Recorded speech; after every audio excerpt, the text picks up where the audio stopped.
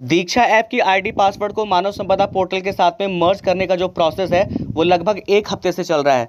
तो अभी भी अगर किसी साथी शिक्षक का आईडी पासवर्ड जो दीक्षा का है वो अगर मानव संपदा पोर्टल के साथ में मर्ज नहीं हो रहा है तो उन्होंने सारी कोशिश कर ली होगी। उन्होंने अपना दीक्षा का आईडी पासवर्ड भी चेक कर लिया होगा, मानव संपदा पोर्टल का आईडी पासवर्ड भी चेक कर लिया होगा, वो सेपरेटली दोनों लॉगिन हो रहे होंगे, लेकिन उसके बावजूद दीक्षा का जो आईडी पासवर्ड है वो मानव संपदा पोर्टल के साथ में मर्ज नहीं हो पा रहा है। तो मेरे एक साथी शिक्षक हैं जो मेरे चैनल के सब्सक्राइबर भी हैं, मैं खुद 3 दिन से कोशिश कर रहा हूं, लेकिन उनका जो आईडी पासवर्ड है वो मानव संपदा पोर्टल के साथ में मर्ज नहीं हो पा रहा है। तो काफ़ी खोजबीन करने के बाद मुझे एक सॉल्यूशन मिला है, मैं आपको बताना चाहूँगा। वो सॉल्यूशन उनकी सर्विस बुक में मुझे दिखा। देखिए, ये उनकी ज्वाइनिंग रिलीविंग से रिलेटेड डिटेल्स हैं। जब आप मानव संपदा पोर्टल पर अपने मानव संपदा आईडी और पासवर्ड से लॉगिन करके अपनी सर्विस बुक को चेक करेंगे तो सर्विस बुक के बीच में मिड में ज्वाइनिंग रिलीविंग डिटेल होती है। तो आप इस ज्वाइनिंग रिलीविंग डिटेल में देख रहे होंगे कि पहले नंबर पर यहाँ पर जो ज्वाइनिंग ऑफिस है वो उनका विद्यालय शो हो रहा है। देखिए, पीएस है, उसके बाद उनके विद्यालय का नाम है। उसके बाद प्रमोशन होने के बाद उन्हें दूसरा विद्यालय मिला, लेकिन सीरियल नंबर 2 में जब आप ज्वाइनिंग ऑफिस के नीचे देखेंगे तो यहाँ पर बीईओ रानीपुर लिखा हुआ है। यहाँ पर उनके विद्यालय का नाम नहीं है, यहाँ पर उनकी बीआरसी का नाम है। यही वो वजह है जिसकी वजह से उनका जो दीक्षा का आईडी पासवर्ड है वो मानव संपदा पोर्टल के साथ में मर्ज नहीं हो पा रहा है। चलिए मैं अब आपको दिखाता हूँ कि दीक्षा की आईडी पासवर्ड को जब हम मानव संपदा पोर्टल के साथ में मर्ज कर रहे थे तो एक्चुअली दिक्कत कहाँ पर आ रही थी।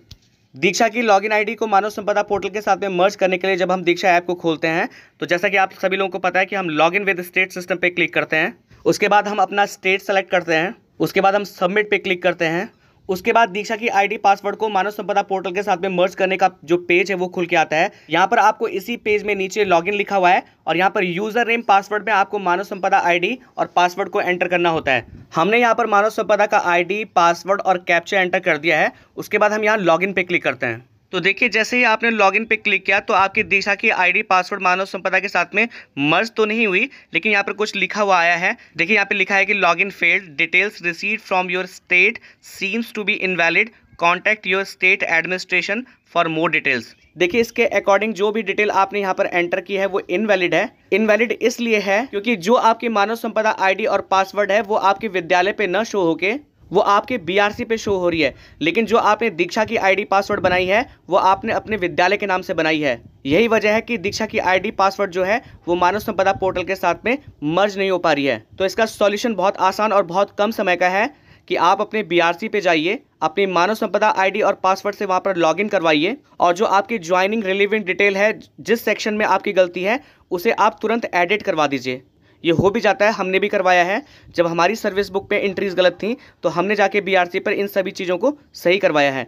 आपको इसके साथ ही साथ में मैं एक बात और बताना चाहता हूँ कि देखिए, पहले से ही आदेश हो चुका है कि 31 अगस्त तक आपकी सर्विस से रिलेटेड जितनी भी गलतियाँ हैं आप उसको अपने कार्यालय के माध्यम से सही करवा लीजिए, नहीं तो आपको पता है कि वेतन बाधित करने का आदेश भी हुआ था।